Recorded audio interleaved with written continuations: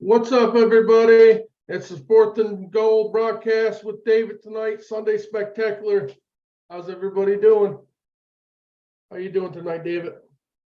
I'm ready to talk some football, man. There has been so much that has happened this week.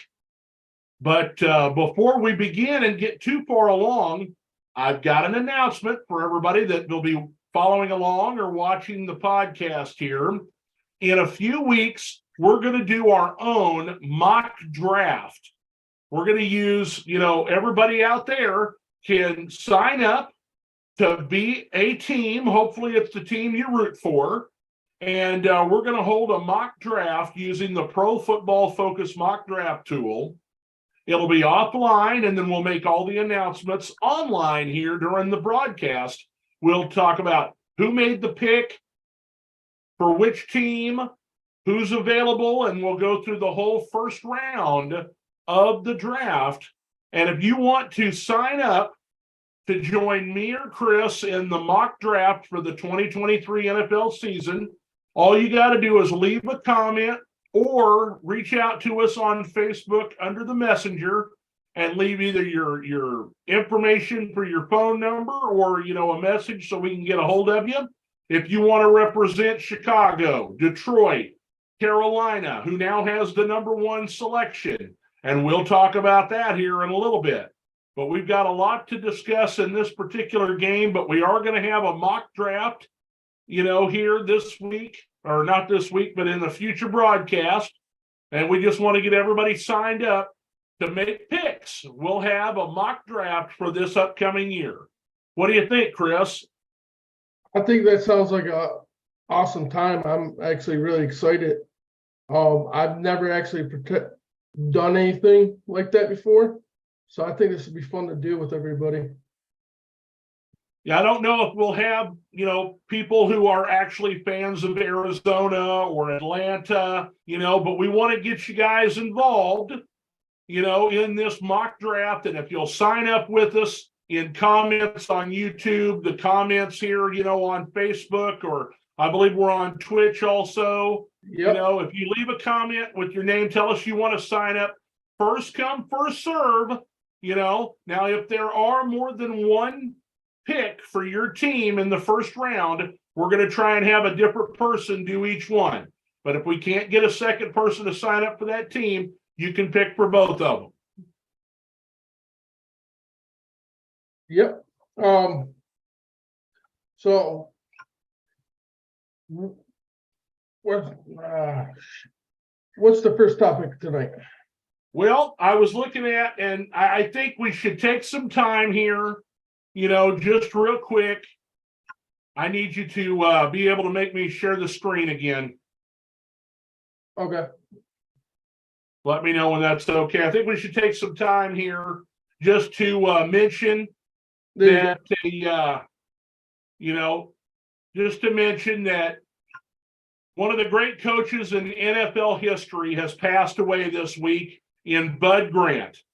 Bud Grant led the Minnesota Vikings to 4 Super Bowl appearances in the 1970s. Minnesota's the last team to win an NFL championship before both the AFL and the NFL merged, and then it was just the Super Bowl. Green Bay won the first 2 Super Bowls. Then there was the New York Jets out of the AFL. Kansas City beat Minnesota, but Minnesota was the NFL champion, the last NFL champion before the Super Bowl championship became the final, championship for both leagues, in that particular time. But he led them to 4 Super Bowl appearances in the 70s. He was one of the great coaches in NFL history, and I thought we should take a moment to, just to say something about him in this particular time. As a Minnesota Viking fan, I thought that was important just in general. Great coaches come and go, and I'm not sure he's in the Hall of Fame, but he was one of the best coaches of the 70s in the NFL.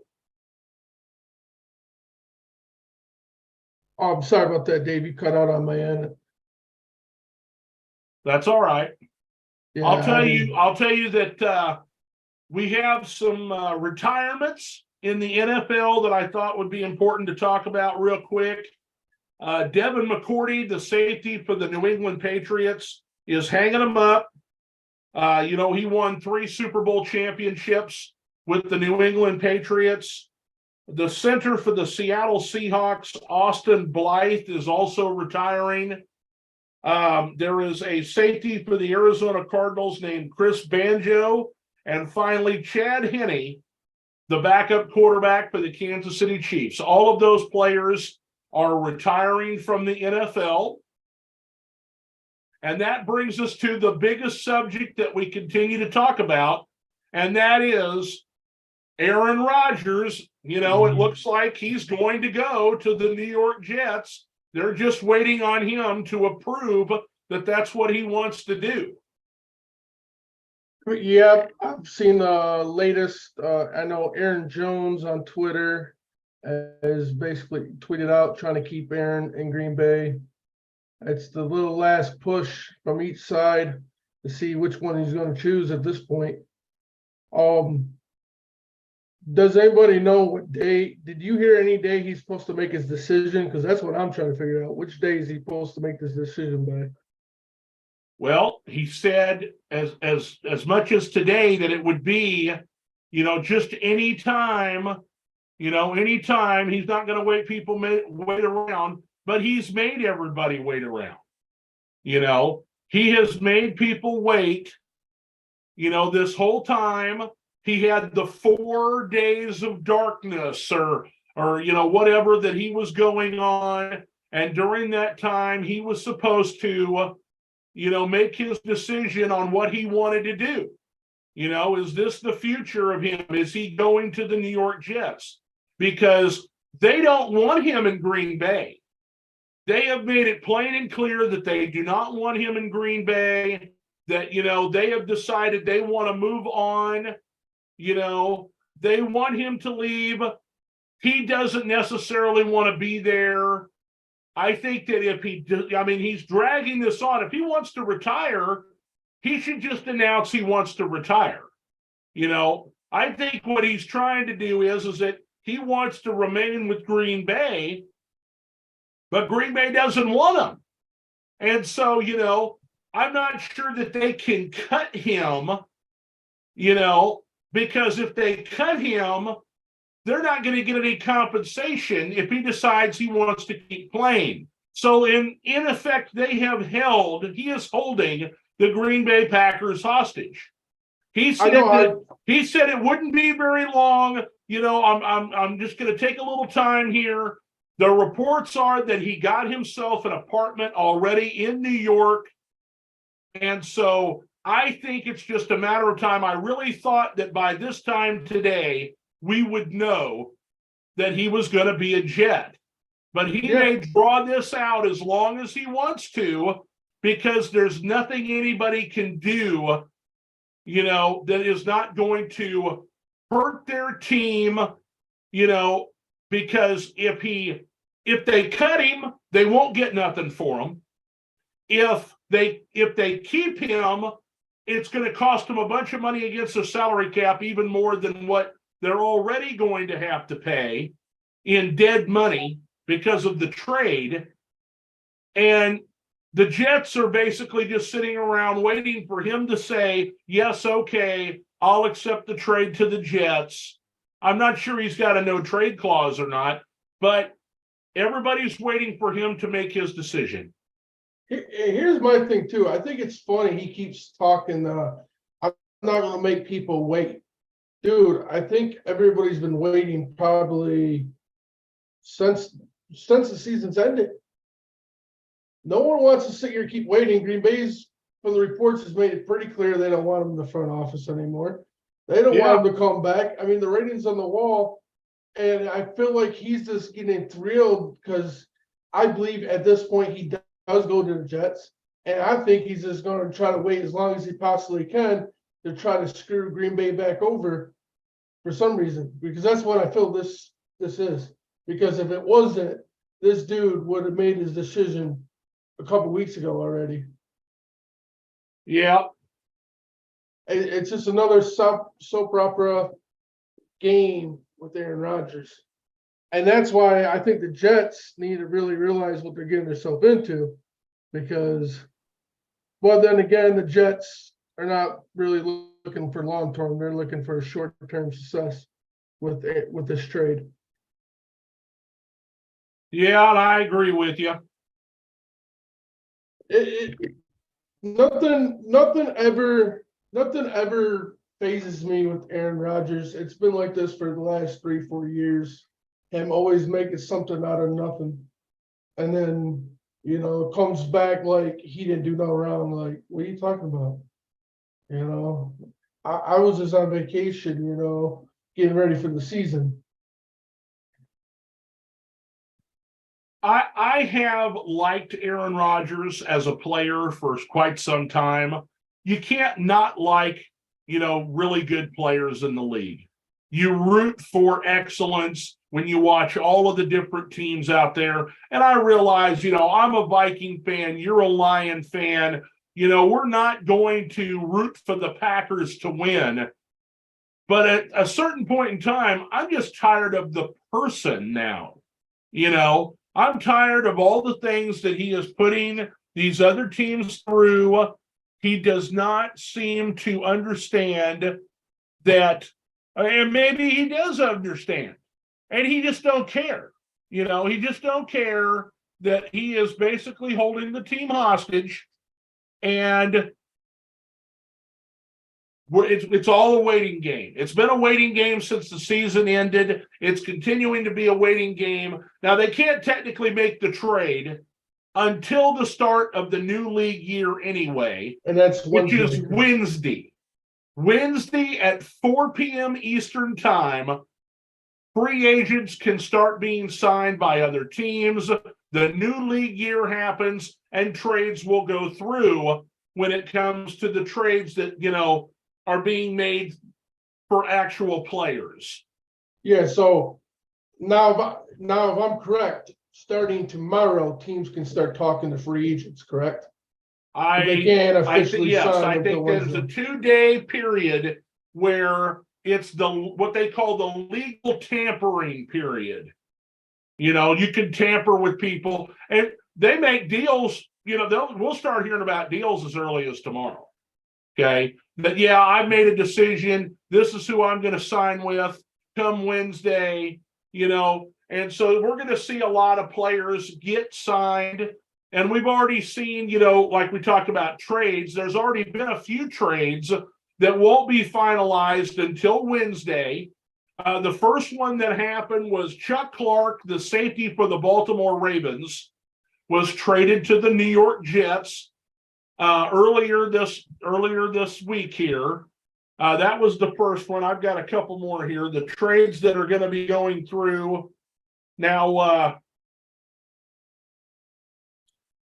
The other trade that I saw was what just happened. Basically, breaking news today: Jalen Ramsey is being traded from the Rams to the Miami Dolphins, and so that's big news. Yes. They're going to get I'm surprised. They're only going to get a 3rd round pick, and then they're also trading for a tight end. They've got a tight end that's going to be coming in, and his name is it eludes me. I can't think of it. It's something Hill, I thought. Maybe. Yeah, so I think it's last name's Hill. Yeah, it was a bummer. I seen a report that Detroit was, I guess, really in talks with Rams through last night, through all day yesterday, and it looked like he was going to come to Detroit, but he wanted to go to Miami, and they said, "Yeah, I know you really wanted him to come to Detroit. I don't know what the holdup was. Maybe it was just the money, but they've got the tight end and a 3rd round pick." And this is going to clear a lot of cap space for, the Rams. The Rams, really in bad shape when it comes to the salary cap. And they've got, they paid Aaron Donald all that money after they won the Super Bowl. They signed up, Cooper Kupp for big money and Matt Stafford for big money. And there's even rumors that, they're shopping Matt Stafford around. Yes, They I've want seen to those. keep Baker Mayfield as the starter because he's less expensive. They're worried about the health of Matthew Stafford. And, they're worried about the health of Matthew Stafford because of his elbow. He wasn't able to play at the end of the season last year for the Rams. And, so that's an interesting little wrinkle that could be coming up for the Rams here this season. Are they going to stick with Baker Mayfield as their quarterback? Are they going to re-sign him to be the backup in case Stafford goes down? But they're having to make a lot of moves, and we've talked about it. A lot of teams have cut players. They're getting ready to, move players out, restructure deals and everything in preparation for this, in preparation for the free agent signing period. They got to get their salary caps in order. And there's been a lot of big names that have been released. And I've got them here on this sheet, and I thought I'd go through them real quick. So you got Michael Brockers of Detroit. Bobby Wagner was another one from the Rams that's going to be released. Tennessee was cutting everybody. They cut Zach Cunningham, Randy Bullock, Robert Woods, who has since re-signed with the Houston Texans. They cut Taylor Lewan. They cut their center, Ben Jones. So Tennessee made a lot of cuts. Washington cut corner Bobby McCain and, of course, Carson Wentz. Atlanta released Marcus Mariota. The Giants are getting rid of Kenny Galladay. The Buccaneers are getting rid of Leonard Fournette. Kansas City released Frank Clark. Tampa Bay got rid of Donovan Smith. The Vikings have released both Adam Thielen and Eric Kendricks, who is an all-pro linebacker, so that's a big name going out on the market. You've got Chase Edmonds, Ronald Darby, Graham Glasgow are all Denver Broncos that have been released. Leonard Floyd, there's another player for the Rams they had to let go. Yeah. Leonard Floyd's out. You got Marcus Golden with Arizona. Pittsburgh had to cut William Jackson. Philadelphia had to let go of Brett Toth, an offensive lineman. Gabe Jackson got let go in Seattle. Shaq Griffin in Jacksonville. Robbie Anderson in Arizona. So there's some big names that have been out there that have been cut that are going to be available along with the free agent pool now to be signed as early as Wednesday. I mean, they can all the guys that have been cut, they can be signed immediately. They don't have to wait for Wednesday. Yeah. Also, I just want to throw this in there. I don't know if you've seen, but the Rams might have a little bit of trouble because Baker is a free agent. And Right. I've heard a report that Tampa Bay is really going to pursue Baker Mayfield. So Well, and that might be a good landing spot for him. The starting quarterback position at that team is up for grabs. Now they got Kyle Trask, who's a second-round draft pick. He's been there for a couple of years behind Tom Brady. He doesn't have a lot of playing experience. So maybe they're thinking if they sign a veteran, they can bring him along slowly. He'll have somebody there, maybe just as a backup. They may not be guaranteeing the starting job to Mayfield if he comes in there. It might be a quarterback competition. it could be very possible, which if Mike Evans still sticks around with Tampa, I think Baker could be a decent quarterback in that offense. I'm not sure how far they can go in the division with Baker, but I think they could be a Cinderella team.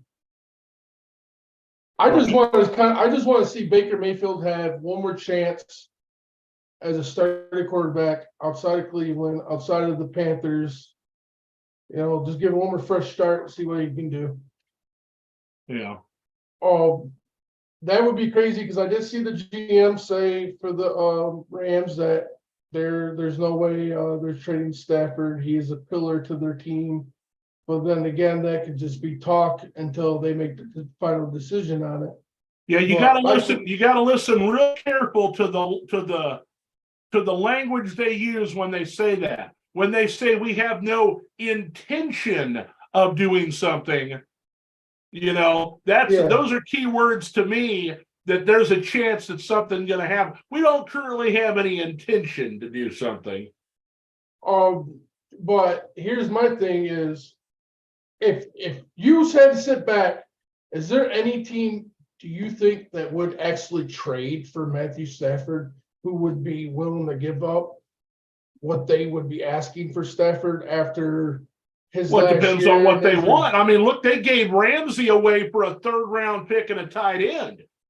They're looking to shed salary. Okay. Yeah. They know they can sign Baker Mayfield. He was already there, that he's got a good rapport with Sean McVay. If they're only looking for like a 3rd or 4th round pick, to send him on his way, I'm sure there will be teams out there that are looking to sign him up. I don't know that anybody will trade for him. I'm really concerned about the elbow. There's been talk that he may retire. If he tells them for sure that he's going to retire because he doesn't think he can do it because he's worried about his elbow, I think they're going to re-sign Baker Mayfield and he'll be the starter going into the year.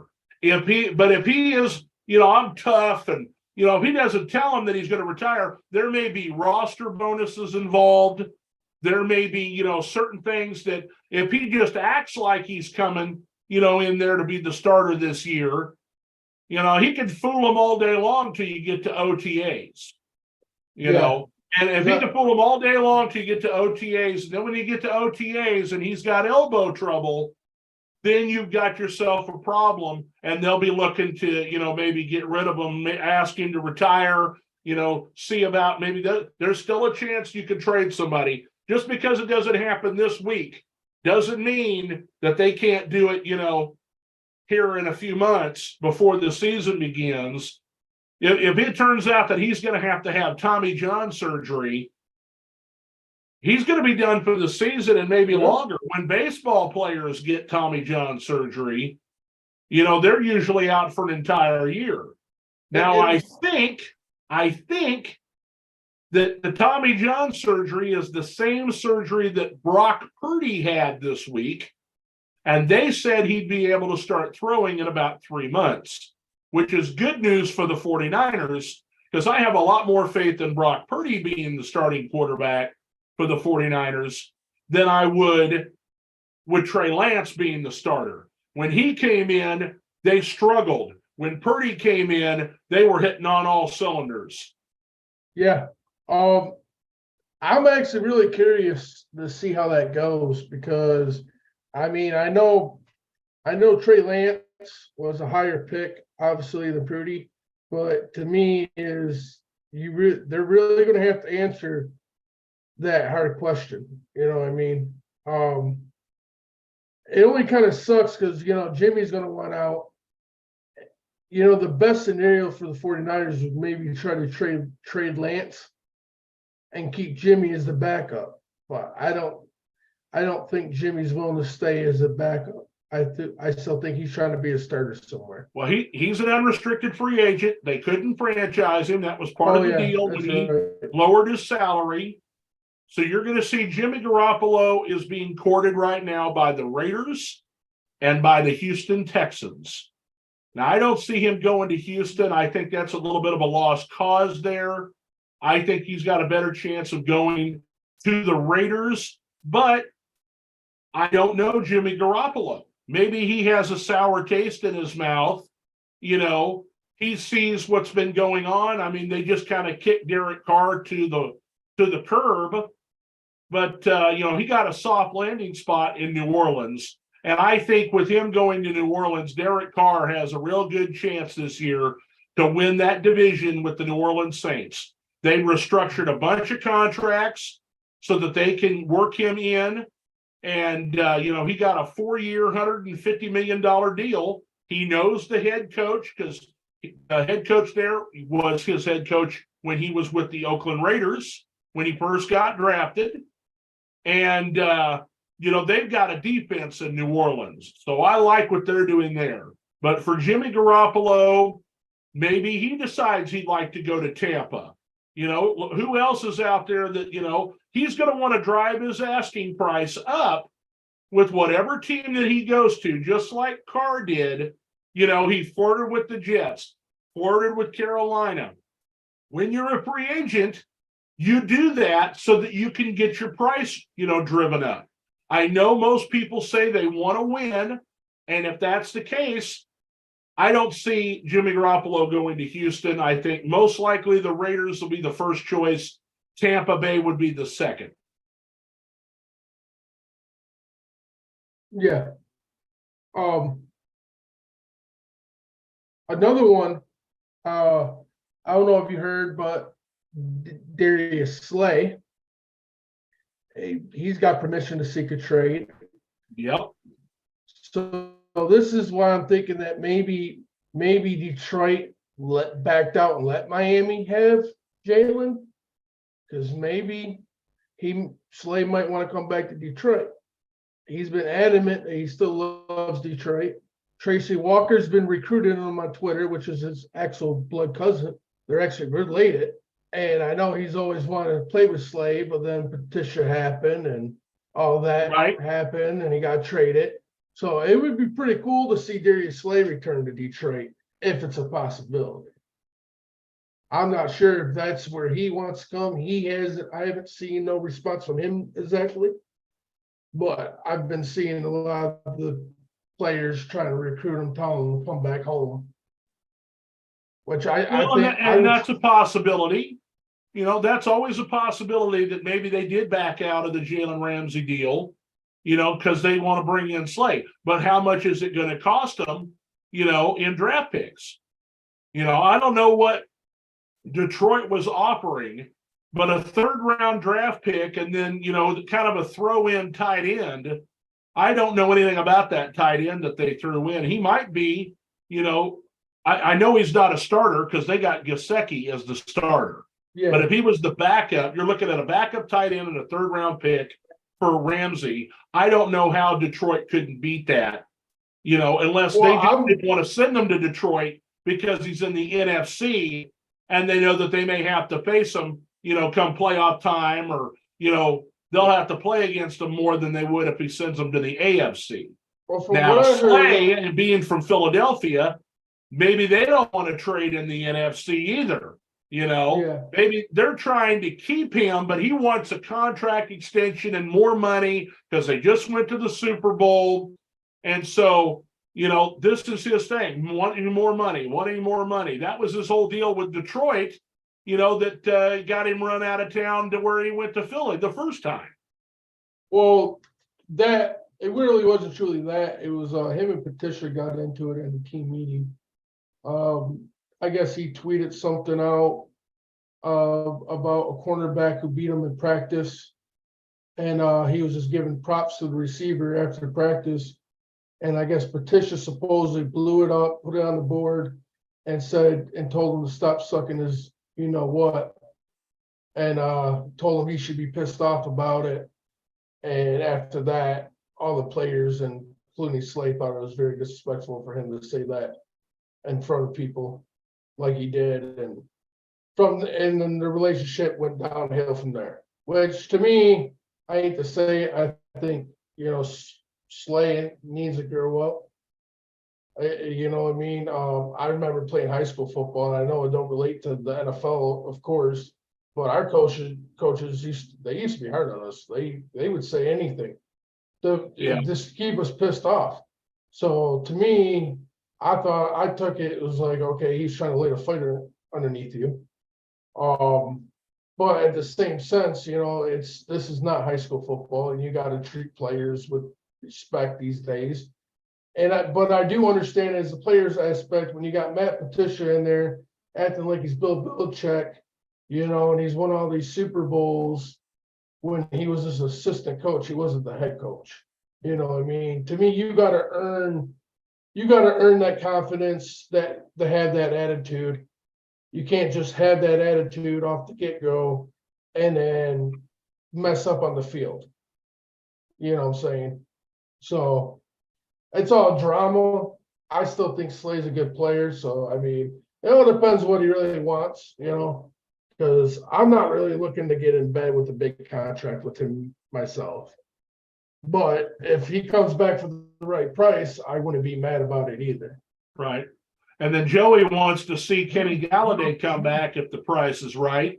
What I find interesting is that now that Detroit has started to get momentum and they're starting to get better, these players that left for the bigger contracts or for whatever reason are trying to come back. I wouldn't personally want to bring back players that had left of their own accord, because, things were just too tough for them. Now that the getting's good, everybody wants to come back. I'd rather have some players, I want good players.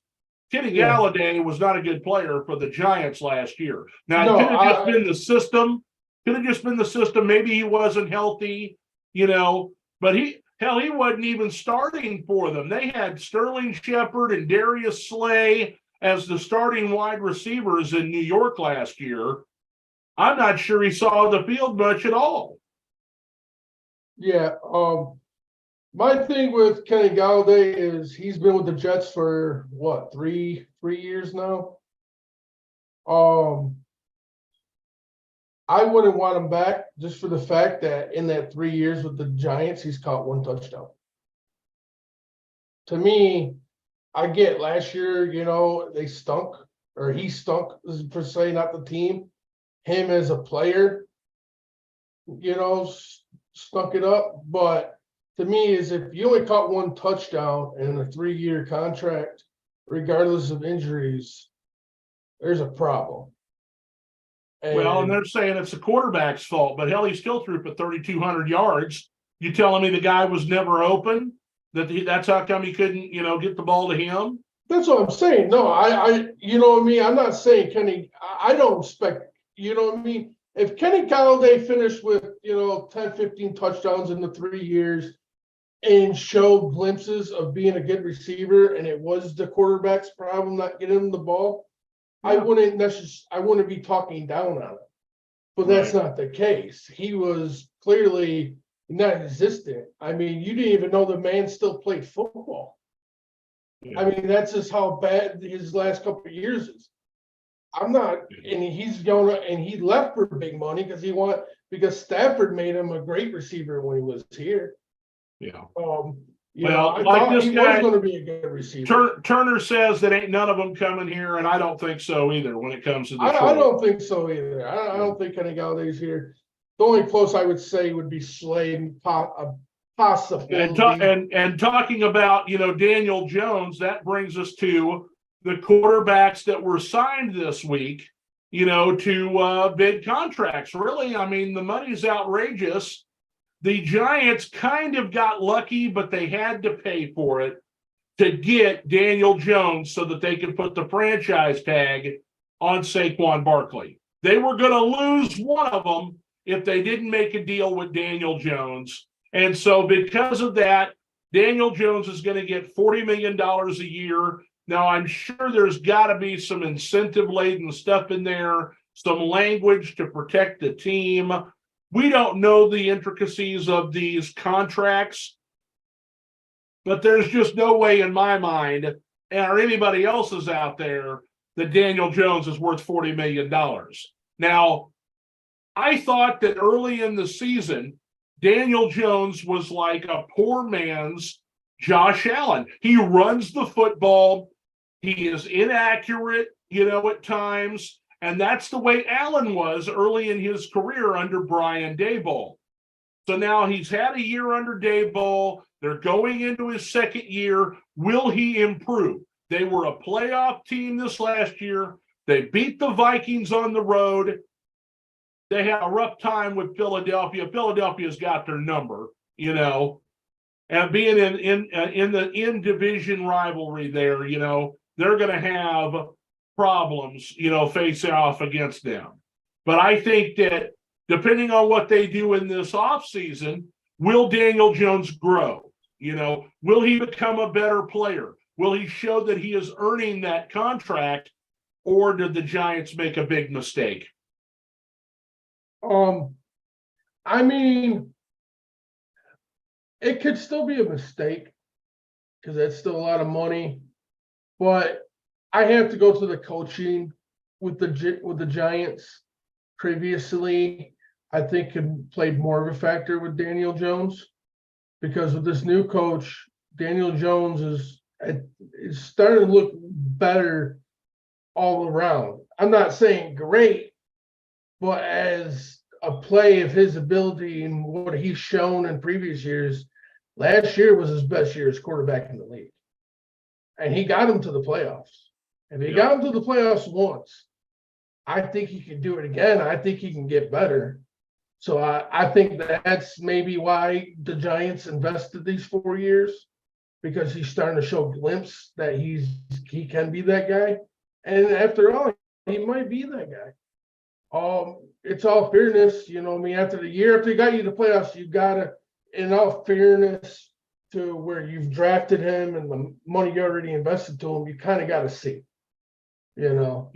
because a lot of those games, he had to lead the comeback, the drives, and play a big part in those games, as a quarterback. So I'm not, like I said, I'm not saying he's going to be great, but I think there's still life of Daniel Jones. Yeah, I think you just got to see some improvement from him in order to verify that they made the right decision. But the other quarterbacks, we talked about Derek Carr earlier. He signed with the Saints. He's going to have a defense. He's getting thank you, Jesus, from Michael Thomas. And the first thing I thought of is, he better not be thanking Jesus too much, because he might be on the way out because they got to cut him to get the money to pay him. But if he's got Michael Thomas, he's got Chris Olave, who was a rookie last year, who played well. We don't know whether or not Alvin Kamara is going to be able to play during the season. He's facing those, battery and assault charges from Vegas from a couple of years ago during the Pro Bowl. But if they're fully intact, that's going to be a pretty good team with Derek Carr, I think. They're trying to compare his statistics, this last year with Vegas to the statistics of the other quarterbacks that played for New Orleans, and it's basically a wash. It's completely different because you have different players. You're playing a different schedule. They're trying to compare apples and oranges. I think Derek Carr is going to do well in New Orleans. What do you think? I think he's going to do really good. And I did see a report, and they were it's not like a true report, but it was more of an article. And what it said, and it could be very true, I think they said the Saints are waiting to see what happens with Kamara and the suspension he's given. And the report is that they might actually end up releasing Kamara and drafting a running back in this year's draft to replace Kamara. And honestly, if the Saints were smart, I would definitely get a running back in this year's draft, just for the case if he does go. If you do, even if you keep him, he's suspended for the year, it's not a bad idea to get running back this year, replace him. And honestly, I think it's probably the better over deal. And I still think Carr would do good even with the rookie back. And I think that's the best bet, because if you've seen last year, it was like Kamara didn't even really play last year. He did not have a good year for them at all. So I don't think they're going to be missing much. And honestly, at this point, I think he could be the bad apple in the locker on your team. I know if they let him go, it'll sure help their salary cap situation. Oh, for sure. And then I think before Thomas would get cut, I think he's on the line more than Thomas. And the good thing with Thomas is I believe a couple years ago, last couple seasons, he's had no problem reworking his contract. So I could see him being willing to rework his contract to free up some money as well. Did you mean, you got some comments coming in here. Did you mean Josh Reynolds was better than Kenny Galladay? It says Raymond. I said Raymond because because you got to go. Reynolds was was second to St. Brown last year. Now with the rookie coming in with Williams, Jamison Williams. with Jamison Williams coming in full time and healthy, obviously Reynolds' position could change if he resigns. So now I can see Reynolds as their wideout 3 coming into this year because Williams will be there full time. But last year he was wide receiver 2, Raymond was 3, and then they worked out, they worked the other receivers in. So as right now, I believe Raymond was a better receiver than Kenny Galladay is as of right now. So if I got Raymond coming back, if I got Reynolds coming back, even if I don't have Reynolds coming back, we could draft a rookie wide out. We still have Wayman in wide receiver 3. We got J-Mos 2, St. Brown 1. I'm not willing to waste money on Kenny Galladay to see a what if, to see if he can become the old receiver he was when he had Stafford throwing the ball. To me, I think that's a stretch. Yeah. And a waste of Turner, money. we're going to get to the number 1 pick getting traded here in a few minutes. We just want to go through what we've got prepared already. And that's still going with the quarterbacks. Geno Smith re-signed with the Seattle Seahawks. And it's a 3-year deal, not for the kind of money that you think it is. It's basically a 1-year deal, kind of the same deal that the Raiders gave Derek Carr before last season. It's a situation where they can get out of it, which means to me, Seattle's probably going to draft a quarterback with one of their first 2 picks in this year's draft. I think so. I think they get a quarterback in this year's draft to sit behind Geno, which makes sense. Because, Geno showed that he can still play. But, here, one more thing Geno got to show is if he can back that up. Can he do that another year? And a year after that? Can he keep doing this over and over and giving them a chance to win in the playoffs? Until you see that, I think the best bet is to draft a rookie. So that way, Geno's play goes down.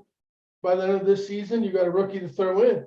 If not, you have a rookie ready for the next year to take over at that point. I think that's the smartest thing because if Geno Geno has amazing 3 years and you still want him as your quarterback, now you got trade bait. Now you can trade your backup off and get a new backup. Yeah. How much times have you seen Belichick do that with backup quarterbacks with Brady? Quite a few times.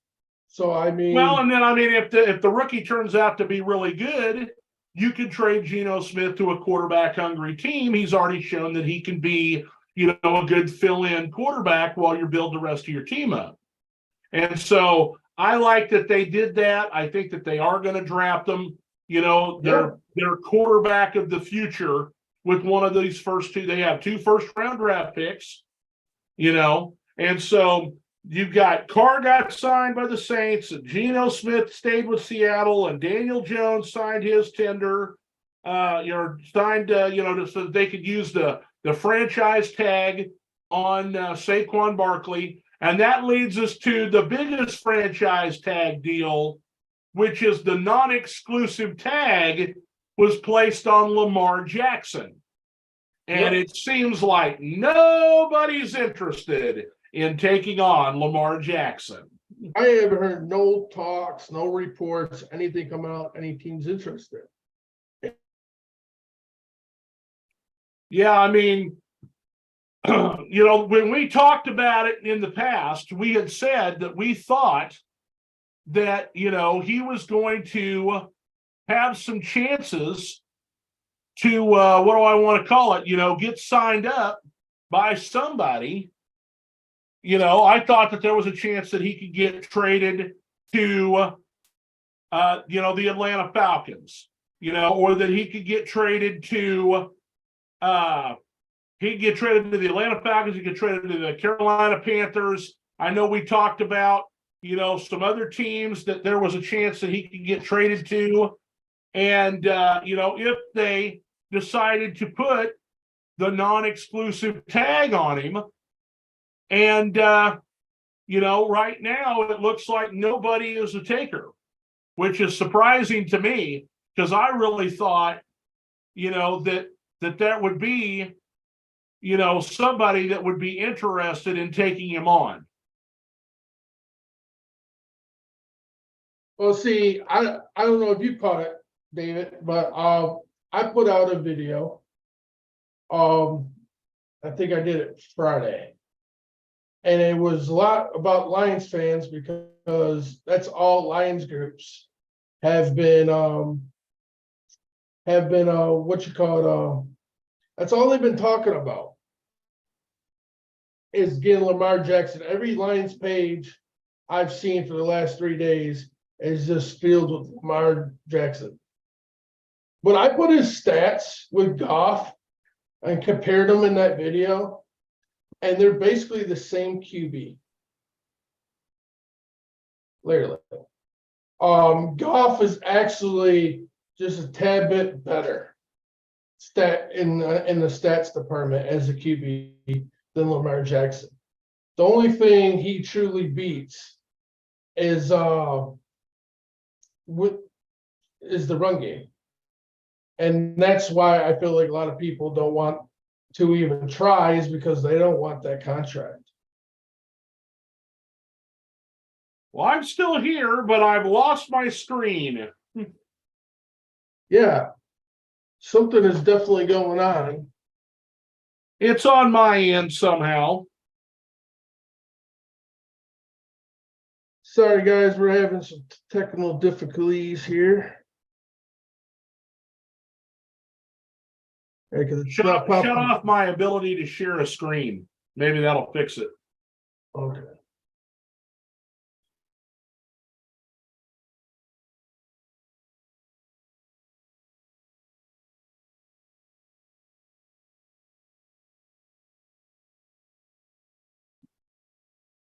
Hang on.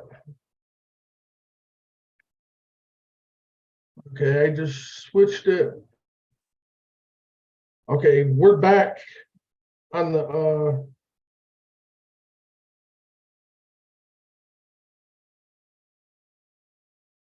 it looks like we got our video back. Or is it?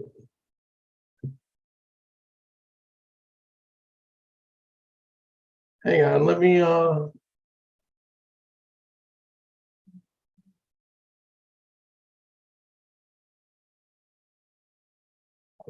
there we go. Does it let you click on the top of your screen? There we go. Are you there, David?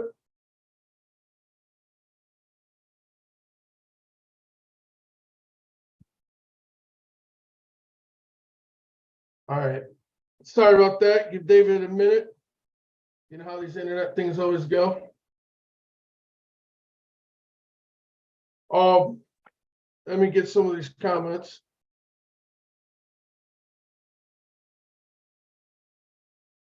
Yeah, I mean, he's making way too much money. He wants way too much money. I mean, as a QB, as Lamar Jackson, I wouldn't. There's no way I would pay him $230 million guaranteed. There's too much risk as a QB. I think in that aspect for him. And why I say that is, if you look at his stats, his history with health, he's always banged up when the big games happen. We've seen that a lot with Michael Vick young in his career. And I felt like that was Michael Vick's downfall for a long time, was, running the ball like he did. And I believe it's the same scenario with Lamar Jackson. Like, like when Vic got out of prison and played for the Eagles,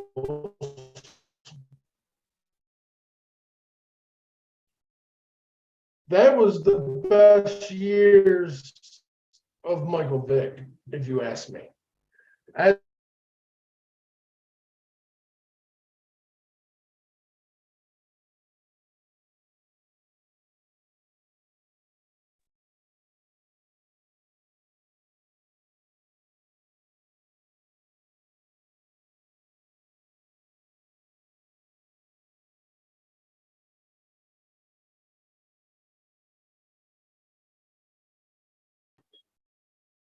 Here we go. I got you back. Yay! I have returned. Okay. I just had a problem on my end. I was trying to share just too much stuff on the screen and everything. So I'll try not to do that next time. Oh, you're good. I kept it going. Yeah, I see. I've got the phone right here, so I can read the comments while I was also doing my other thing. But no, listen. When it comes to Ron, we're not trying to say that the Detroit Lions need to sign Lamar Jackson.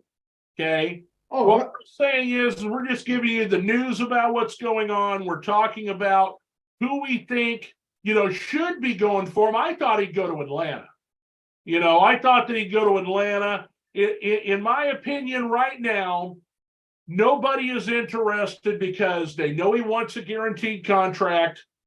They know that he has not, been healthy the last couple of years. And there's also the possibility right now, let's say Aaron Rodgers decides he doesn't want to go to the Jets. That will make the Jets desperate. They're the one team I could see going after Lamar Jackson. If nobody comes a calling, he'll either play on the reduced amount. It's only like $34 million instead of 40 plus million. He'll have to play on that reduced amount franchise tag or sit out the season for the Baltimore Ravens. They're going to force him to finally make a deal, with them. It is not collusion, okay? People know he's injury prone. People know that he wants a guaranteed contract. He is a run-based quarterback. He is one run away from an ACL tear. They'll take his legs out from underneath him, and that'll be the end of your season because the quarterback is the focus for every team in the league. Yep. And, just like I was saying while you were gone, resetting your stuff it's just like Michael Vick when he was younger. In Atlanta with those good teams, he was always hurt. It's the same scenario. Matter of fact, I can tell you listen to this. This was in the GOAT video on Friday when it broke down the records, but just read these stats. Let me read these stats to you because it blew my mind. This truly blew my mind.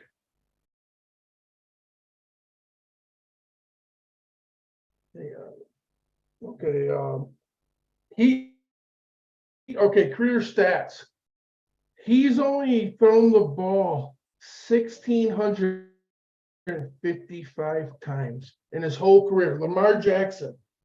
Yeah. He's only completed 1,055 of those passes. I mean, it's not horrible numbers, but for the fact that he's that low on pass attempts is just kind of blows my mind a little bit.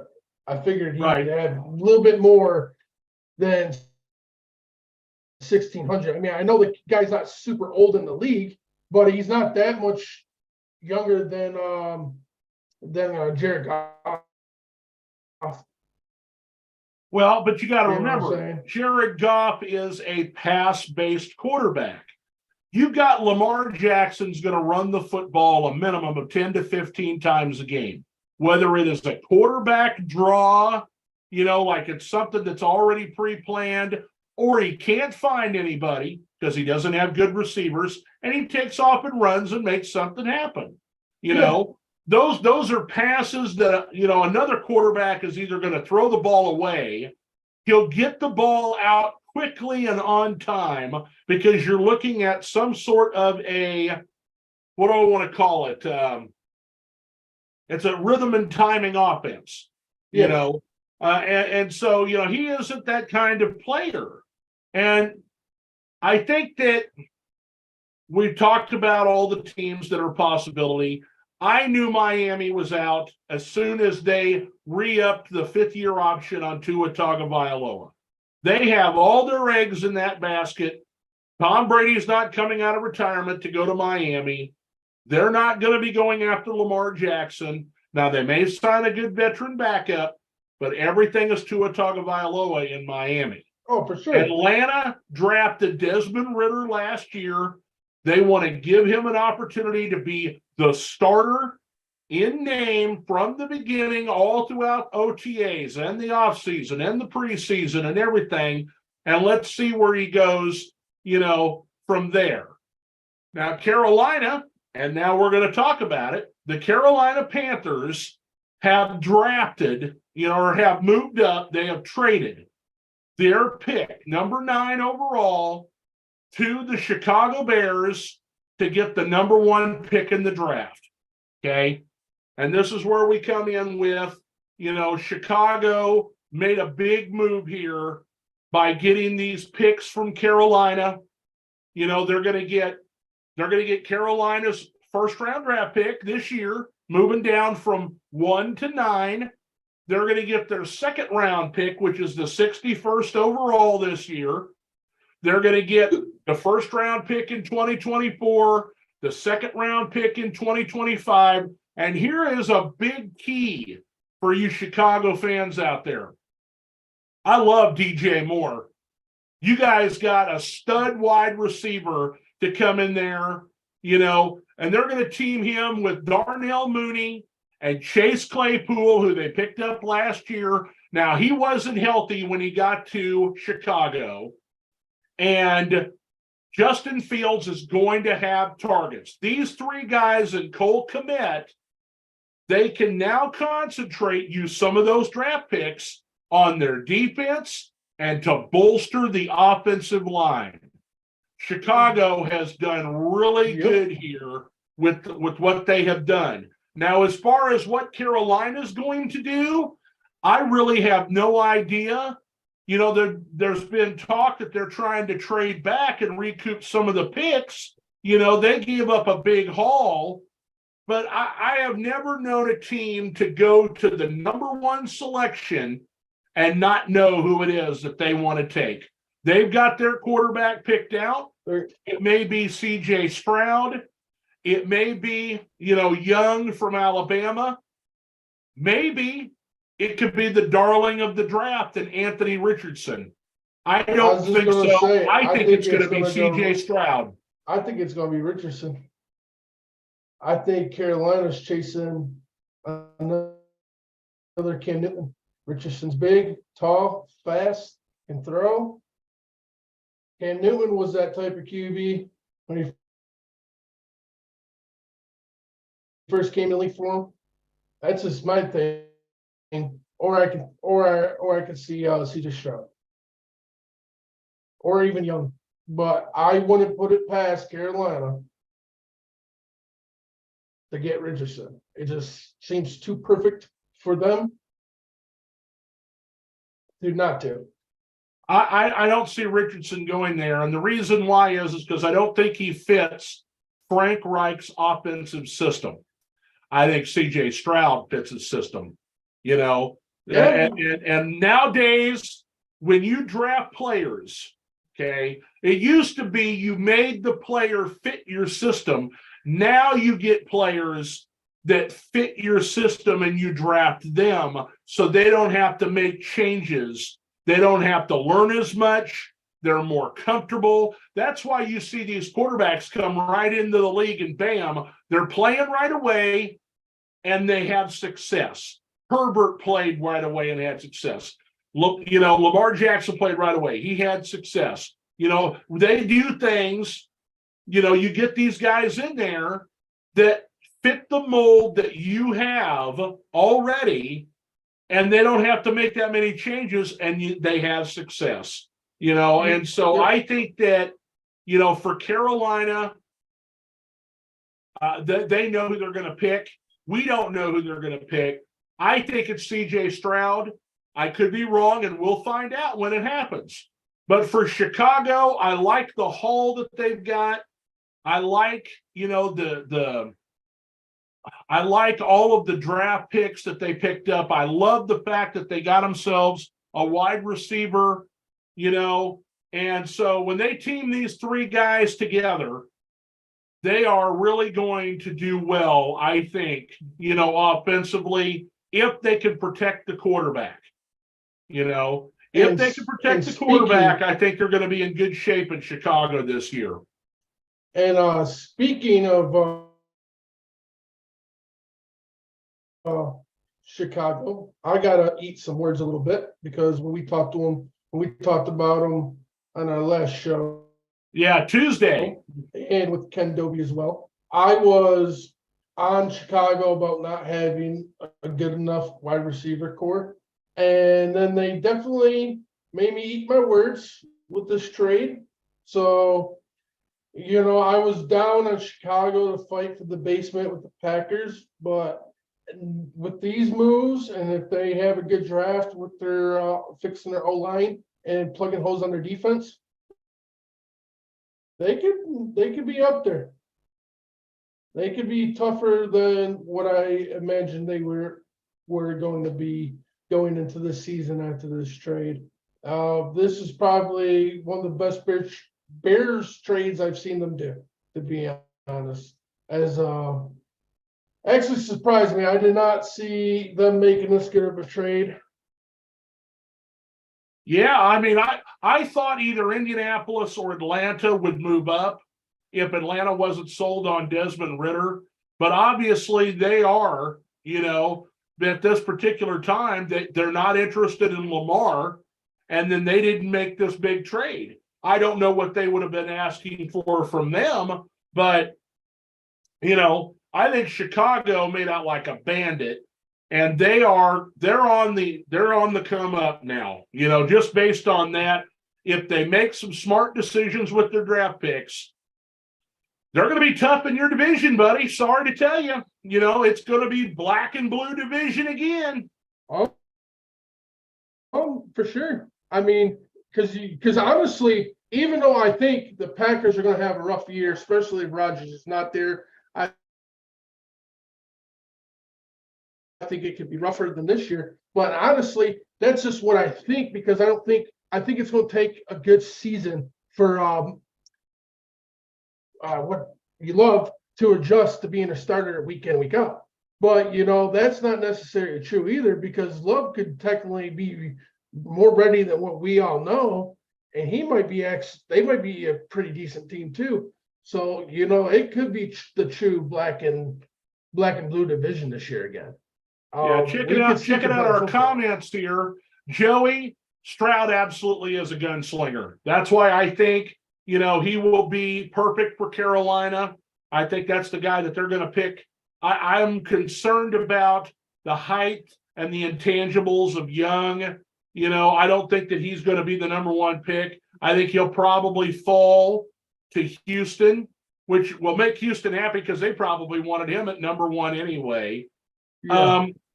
When it comes to Justin Fields distributing the ball, I think he can. I think he has. The problem was in the last couple, this last year, is when he was healthy, Mooney wasn't healthy. Claypool comes in, he's not at full strength. They never really got to play together, but he did. He spread the ball around. His best game last year, we all witnessed it on Monday Night Football against the New England Patriots defense. He lit them up. He ran when he needed to. He passed the ball efficiently. The running game was on point for Chicago. I think that, Chicago, if they get a couple of good pass rushers in this draft, and if they bolster their offensive line, they're going to be dangerous. I love their receiving core now. If everybody comes in healthy, because Claypool was a star in his first year in Pittsburgh, he just fell into some injuries, And then he's playing with, this last year he's playing with a quarterback that was basically a rookie in Pickett. So, and he was always concentrating on Pickens. And I hate to say this as a Lions fan, but I'm not going to sit here and say I've not noticed how fast that wide receiver core is too. Because Claypool's fast, Moody's definitely fast, and we all seen what DJ can do. Yeah, that boy can move too. So now you got 3 wideouts that can move the ball. So now I think we can see if Justin Fields is what type of QB he truly could be. This kind of reminds me of the same thing that Philadelphia did last year. They're not certain about Jalen Hurts, so they surrounded him with weapons, and look what happened. Okay, I'm not saying Chicago's going to the Super Bowl, okay, but I'm telling you, they're going to find out if he's really their quarterback or not this year if they surround him with weapons and they stay healthy. I mean, Joey, I agree with you. If Hurts, I agree with you. If Fields runs the ball more than he throws the ball, kind of like what Lamar likes to do a lot, then yes, that could be possible. Him being hurt. But with him having these weapons, and if they're all healthy and he can stay in the pocket and sling the ball, I think the opposite. I think Fields has a great year. I think Chicago can rest easy with a QB for now. But if he runs the ball, too much, and that's what he likes to do and gets himself hurt, I mean, that's a possibility. I'm not going to sit there and say it ain't. But I don't think he's necessarily going to have to run the ball as much as he has had to in the last 2 years. I think his running might tone down a little bit. The run is available if he needs it, but now he can concentrate on passing because guys are going to get open. They can't double them all. Joey, I beg to differ, man. I really think Claypool didn't know the system when he came in, and he was injured when he came in. He's going to have the full off season. I think that I think he's going to be a good player for him. Yeah. I think he can be a good player. Well, we're definitely going to find out, Joey. I mean, we'll definitely get our answers, everything we want to know on Fields this year. Because at the end of the year, there's going to be no excuse for him to why he didn't have a good year if he has a bad year. I think Chicago will get their answer if they have a franchise QB this year or if they don't. But I think he's in position to have a good year. Yeah. Hey, I want to remind everybody, because we might have some different people that are watching right now, that in the next couple of weeks here, we're going to have a mock draft here on the show. And we want to get people signed up to draft for your team. So if you're a Detroit Lion fan and you want to draft for Detroit in the first round, sign up with either me or Chris on Facebook Messenger. Leave a comment here saying that you want to draft for your team. It could be Chicago, whoever, okay? Whoever your team is, you want to represent them in our mock draft here in a couple of weeks. Sign up with us so that we can get you guys, on the list. We're going to use the Pro Football Focus mock draft tool. And so we'll be able to talk to you and tell you who's available and the positions, who your team needs. You can make the choice. And then after we do it, we'll announce the results live on one of our broadcasts.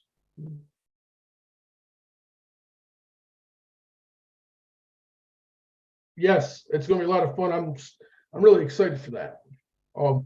I never ran a mock draft myself, so I'm excited for it. What's the next on the list? Well, basically just to go through some of the other things that are going on. I've got my list here. Basically what we've got is that we've talked about the tags, the other tags. Okay. Saquon Barkley got tagged because they got Daniel Jones the contract, and Lamar Jackson's been tagged, and nobody's looking at him. But you got Josh Jacobs of the Raiders. He got the franchise tag.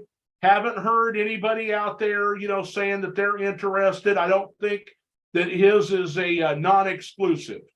Deron Payne signed his franchise. He got his 4-year deal today from the Washington Commanders. So he got ahead of it, before free agency began. So he's been signed. Tony Pollard, Evan Ingram, Josh Jacobs, those are the 3 remaining, position players or whatever that are, or skill position players that have the franchise tags on. And so, all of those are expected to either sign, just play this year out on the franchise tag or try to get a long-term deal done, an extension with their teams. Let's see. We talked about Robert Woods signed with the Texans after he got cut by the Tennessee Titans. Little Jordan Humphrey signed with the Denver Broncos at wide receiver. He's a former New England Patriot. And then, let's see, they picked up the 5th-year option on Tua Tagovailoa. We talked about that. Brock Purdy had surgery on his shoulder. We talked about that. Darius Slay's been given permission to seek a trade. We talked about that. Oh, Odell Beckham Jr. Here we go. Oh, yeah. Odell Beckham Jr. Worked out in Arizona. 11 teams were there. One team was not that has interest, but they've already, displayed their interest or whatever, and that was the Rams. The Rams say they'd like him to come back, but they didn't send anybody there to watch the workouts. A couple of the teams that I know that were there were the Giants and the Kansas City Chiefs. I don't think the Chiefs can afford them. I think that they'd be, probably would be better off if they were to sign Juju Smith-Schuster and retain him on their team. I think that Odell's going to be looking for a big payday. I don't think he's going to be willing to take like a 1-year prove-it deal with anybody, but I could be wrong. We'll just have to see.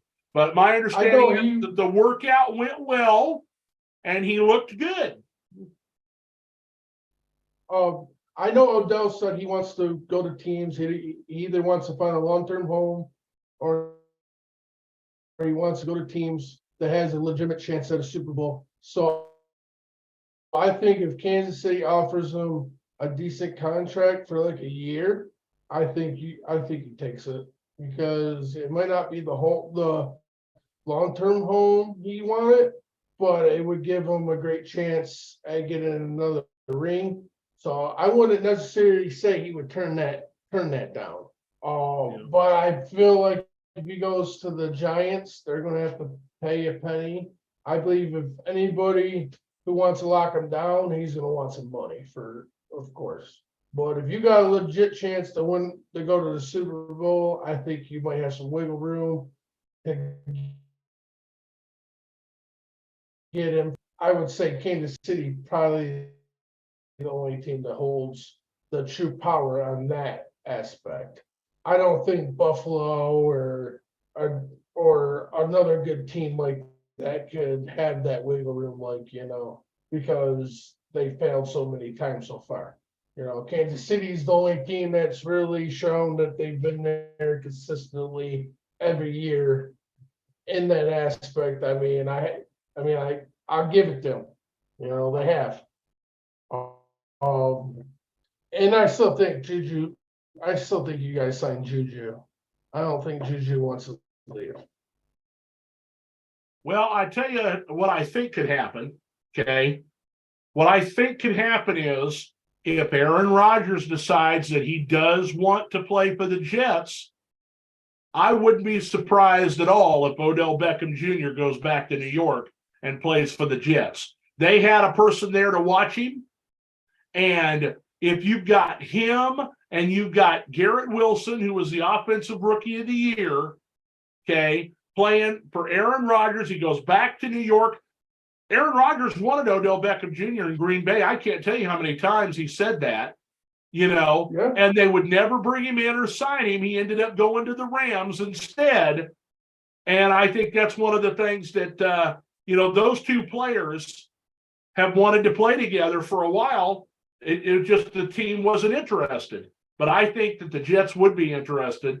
And that's why they've been clearing some of this salary cap room. It isn't just, to make sure that they can get Aaron Rodgers under the salary cap. They have a lot of other business that they want to do.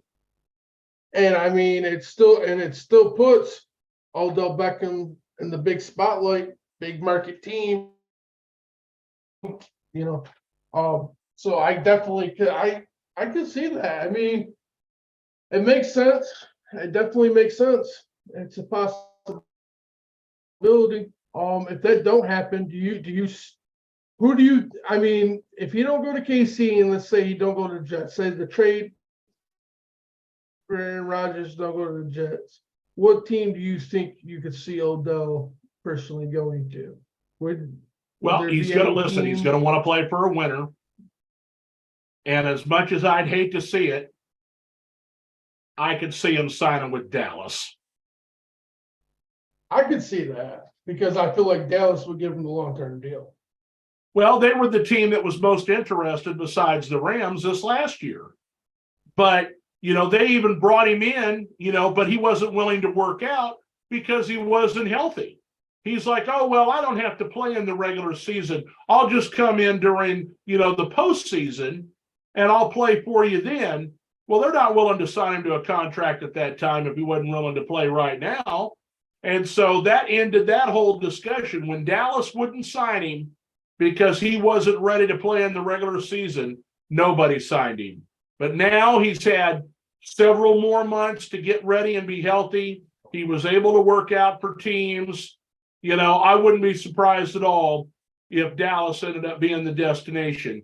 But I think he's going to wait until he finds out if Aaron Rodgers is going to New York. If Aaron Rodgers goes to New York, I think OBJ's first destination is to go to the Jets. I agree because I don't think the Giants could afford him. And I still agree with you on that, Joey. I still don't think that Dallas would win with Beckham Jr. My question is, I know I never really got I've looked it up and researched it, but I never really found the true answer of it. With OBJ getting kicked off the plane, do you think that plays a factor in any of this? Never heard anything about it. He wasn't in the league. And so because he wasn't in the league and that was all last year, I think they're just going to be one of those out of sight, out of mind, overlook it. Doesn't matter. As far as I know, he was never disciplined in like a court of law or anything. No, he wasn't. Only if there was a legal problem at this point would they, put him on the commissioner's exempt list, or would they, do something about some kind of suspension. I think he's free and clear. He's an unrestricted free agent. He can sign with whoever he wants. It just depends on what the money's going to be. I'm sure he wants to play for a winner. I can see him going back to the Rams, but I don't think the Rams can afford him. I know they're not a lot of players. They have told, that's somebody I forgot to mention, they have told Allen Robinson, former Chicago Bear, who did nothing in LA last year, that he has permission to seek a trade, and to shop himself around. So he's another player that'll be looking to get dealt somewhere. Maybe they can get, a 6th round pick for him maybe in this upcoming draft. I wouldn't be surprised at all if he ended up playing with Robert Woods in Houston or something like that. I wouldn't be surprised if he don't end up getting cut because I don't even know if the team's willing to trade for him. I mean, if you look as another team, can you think of one interesting thing or that would give you confidence in even trading anything for him that he did last year? Because I just don't think the system fit him. I could see him going to Carolina. I could see him going to Atlanta. That's just in the NFC. And the AFC, they need wide receivers in Tennessee. Yeah. It just depends on how much money, he's going to want. If he renegotiates his deal there's a lot of teams that might be interested in him, but it may be a situation where he just ends up getting cut and he signs a 1-year prove-it deal somewhere. That is very possible. It's just, see, it's hard for me because he showed glimpses in Chicago of being a good receiver. There's a few games that he looked pretty good, but other than that, he isn't. Those couple games, to me, he's never really been that good of a receiver. So I wasn't too shocked that he wasn't that good in LA. Well, I got one more thing that I'd like to talk about, and that's basically the surprise of the franchise tags was Kansas City did not franchise tag Orlando Brown Jr., which I thought could be a possibility. We talked about it on a previous broadcast because I didn't think he was worth the $20+ million that he's asking for. Now he's going to be a free agent come Wednesday, 4 p.m. Eastern, when the new league year begins. Of course, like we talked about, the legal tampering period will be tomorrow. And so, we'll start to get news out about whether or not, he's going to sign with another team. My understanding is that Chicago and Cincinnati are both looking to possibly sign him. Taylor Lewan is interested in joining the Chiefs, but I'm not sure they're interested in him because he's an older player. I think there's a situation there where they may pick up Donovan Smith, the left tackle from Tampa Bay that was cut. He's a younger player. They may be able to afford him, but if they don't go that route, they're probably going to end up drafting him a new tackle. And there's about 5 or 6 that my understanding that are worth picking in the first round. And with all the other teams getting quarterbacks and looking for receivers, there's a good opportunity and a chance that maybe a good offensive lineman falls to Kansas City at 31. But they've got 11 draft picks, so maybe they decide they want to trade up to get one. Yeah, you really don't think the Chiefs would sign Taylor Lindemann? Well, he's been injured the last couple of years. He did not play at all last year after I think he had an ACL tear. And so, I think he's only played, 7 games in the last 2 years. He's 30 or 31 years old. Brett Veach, the general manager of the Chiefs, likes to keep younger players on the team. He's been injury prone. I don't think they'd want to go into the season. Now, maybe they draft, somebody to come in and learn to be the left tackle, and they bring in Taylor Lewan. It depends on what kind of money he's looking for. If he's looking for a veteran salary that's good money coming off of a bad year, maybe they'll sign a 1-year contract and a prove-it deal with him. But I know there's been a lot of, I follow the message boards and you read some of the Twitter things and stuff. You got Taylor Lewan has been, eyeballing the Chiefs. Their wide receiver, Marquez Valdez-Scantling, has sent messages to Darius Slay. He sent messages to Robert Tonyan, the tight end, and also Alan Lazard, the wide receivers from Green Bay, where he used to be, saying, hey, come on over here to Kansas City and win a ring.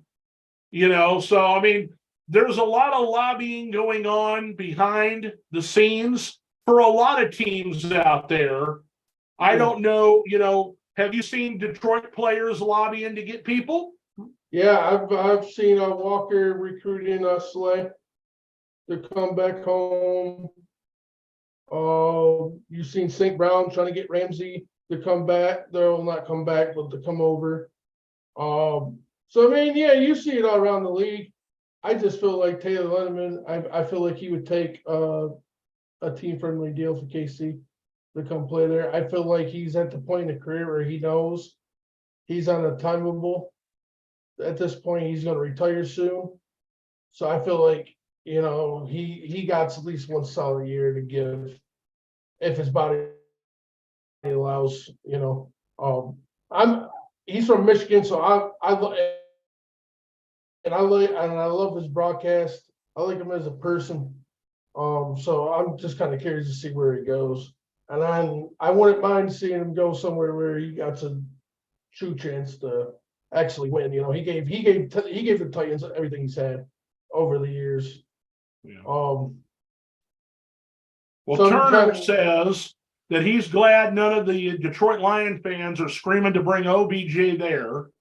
Yeah. And then Ron mentions that he thinks Orlando will get paid by the Chicago Bears, and that him not being franchised by Kansas City, he could see Kansas City going offensive line in the draft as well, because they're pretty smart over there in Kansas City, and with how they keep, who they keep and who they let go.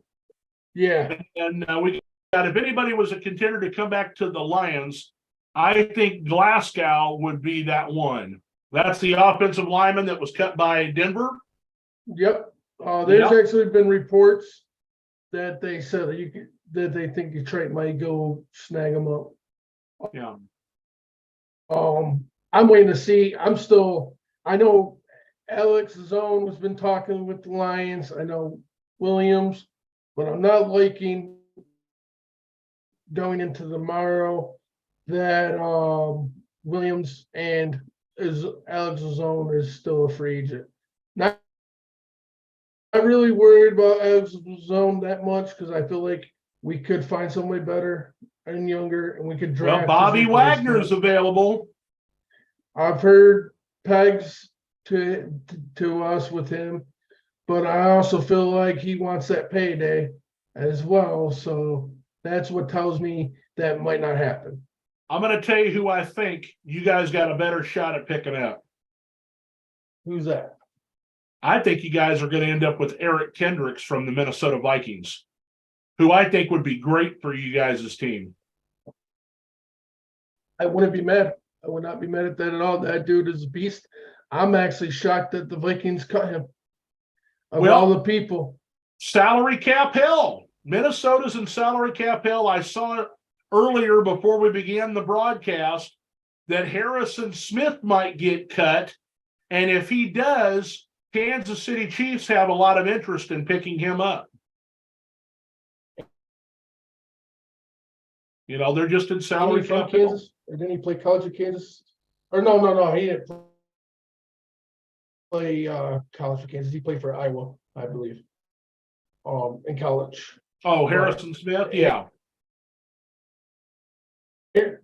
But he's a guy that would take a team from the gill. He's made his money over the league. The only thing he hasn't won is a Super Bowl, so that wouldn't be a bad option for the Chiefs. No, and they need secondary help. I mean, they're probably going to lose Juan Thornhill and L'Jarius Sneed because the Chiefs can't afford them. You know, they drafted Brian Cook and Trent McDuffie, and they've got Jalen Watson. So they got 3 rookies in the secondary with Justin Reed, you know, who they picked up from Houston last year in free agency. You know, so they're going to need some veteran presence back there that isn't going to cost them what all these younger players are looking to get. Yeah. They've already won their Super Bowl or Super Bowls when it comes to Sneed and Thornhill. They won 2. And so they're looking to get paid now. So they're going to probably lose both those guys, you know. And so, you know, Harrison Smith, you know, at safety, Darius Slay, I think will cost too much money. Let's see, who else is in the cornerback market out there? Oh, Minnesota cut Cameron Dantzler too. You know, so there's a corner that's out on the market. Shaq Griffin. Yeah, there's a lot of corners. Yeah, there's a lot of players that are available. Going to be out there in free agent sheet. We caught Philadelphia re-signed Brandon Graham. I don't think Kansas City will bring Marcus Peters back. I just don't like his attitude. You know, I thought he had a bad attitude in LA when he was with the Rams. I think he's got a bad attitude when he was there in Baltimore. Jesse Bates did not get the franchise tag for Cincinnati, so he's a free agent at safety. A lot of talk he's going to Atlanta. I've heard that, but I've also heard more articles on why the Lions should sign him. I wouldn't be mad at it. I think he could bring a lot of success to the secondary. Jordan Poyer of the both Jordan Poyer and James Bradbury for a couple of secondary guys. Bradbury from Philadelphia, Poyer safety from Buffalo. You know, they're going to be out on the market. He wants out of Buffalo. He said he wants to go to a state that won't take half of his money.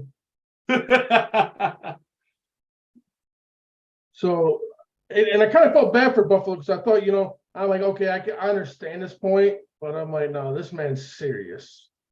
Like Buffalo don't even have a shot to keep this guy because this guy's like, nah, screw you. You guys want too much money for me to play here. And you know what I mean? That's why I've always felt bad for New York teams in little ways as for the salary cap purposes, because I feel like to have a good team in New York consistently is a hard thing to do because the taxes are so high. These players want everybody wants these big contracts because they want their taxes covered off the top and still take what they want home after taxes. So I think it just reality makes it really hard for New York teams to stay really competitive. That's why I give the props to the Bears, or not the Bears, but the Bills. I mean, and you see it through the draft a lot, and that's why I think they're one of the teams, or just like KC is one of the teams that use the draft a lot to keep their team good. And that's why you got to do it. If your team's not doing that, then it's hard to win in this league because, I mean, you see it. Here's a guy coming off his rookie contract, I believe, or second contract, really good player to your defense, somebody you don't want to lose. And this dude's just telling you straight up, like, no, I'm leaving this state because you take too much money. Like, I'm not staying here. There's no chance of it. And it kind of sucks as a team standpoint because I don't really think Jordan Pryor wants to leave the Bills as a team wise, but as a business move, he wants to hell out, and that's what sucks for those teams, as they got no chance at that point. Yeah. Joey's a genius. He says Buffalo ought to, pick up Derrick Henry in a trade. Can you imagine tackling that dude in the cold? I'm not sure Buffalo can afford him, but and they've got a lot of running backs on their team already. And Himes, Devin Singletary, James Cook. Now, I think Singletary is a free agent. Yeah. Yeah, that'd be a pretty fun place for him to go play. Plus, I think Henry has a say so in this, and for business purposes, I don't think Henry would truly want to go to New York with his contract because he would lose a lot of money due to taxes because he got a fat paycheck on his remaining years. So I don't think as a business point, I don't think they would even have a shot. Maybe, but we have. I feel like we haven't really touched that subject. So since it's brought up, do you really see any teams really making a move to trade for Henry? Because I thought it depends on the cost. I mean, there's teams out there that could use him. I'll tell you where I could see him going, especially if they decide that they're not going to re-sign David Montgomery. He could go to Chicago. Boy, you wouldn't like that. Derrick Henry running the ball and all those receivers they just got. I would not like that. Yeah. And they got the money for it, but I think for them to get Henry. Well, they got the draft picks too. They got the picks. They could send, they could send, depending on what Tennessee's asking. I mean, they're not going to ask for a first-round draft pick for a 30-year-old running back, but they can get him a second-rounder. That is true. So if you don't go to the Bears, what other team I could see maybe Carolina, maybe Well, Carolina. it depends as our on number 1 pick. teams and what their salary cap situation is. I mean, they could use a running back in Denver. They could use a running back in let's see, they could use a running back in if Alvin Kamara, whether that probably can't afford him there, you know. Just thinking about in general, I've got all the logos behind me. I'm looking. I got a plot twist just because I know with the salary cap, they'll have no problem because they're still one of the top teams with the most salary cap. And Yeah. it would be crazy because they would need a rookie quarterback as well for this year. But it would give them a crazy backfield to probably help with the rookie QB possibly being your starter for this year. Ron said Dallas. Ron said Dallas. If they get rid of Ezekiel Elliott and they pair Tony Pollard with Derrick Henry, boy, that'd be a combination in Dallas. Or what about trying to see if you can't flip Zeke for Henry? Oh, that they know better than that. I mean, they're still gonna have to give up draft capital, but Tennessee might take him as a second back. Well, yeah, as a throw-in, we'll send you Ezekiel Elliott, the 3rd round pick, and you send us Derrick Henry. It depends on if that's the best offer they can get. I mean, they're going to try and get the best offer they can. They're not just going to give them away. Although they want to give him the opportunity, I think that they've cut so many players because of their salary cap situation.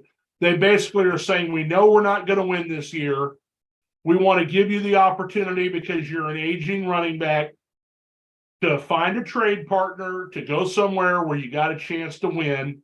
You bring us the deals back. And if it works out for both us and them and you, we'll make a deal. Could you see him possibly going to the Colts?